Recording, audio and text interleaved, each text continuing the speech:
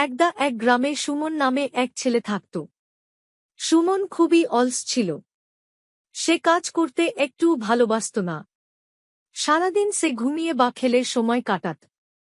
একদিন সুমনের বাবা মারা গেল। এর পরে কেউ তাকে খেতে দিল না। সুমন খুব ক্ষুধার্ত হয়ে গেল। সে তখন বুঝতে পারল যে কাজ না করে খাওয়া যায় না। পরের দিন থেকে সুমন কাজ শুরু করল। সে তার অলসতা ছেড়ে দিল।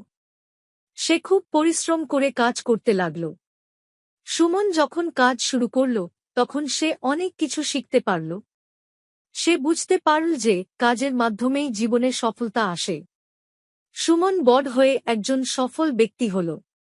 সে সকলকে শিক্ষা দিত অলসতা ত্যাগ করে পরিশ্রম করলেই জীবনে সফলতা আসে।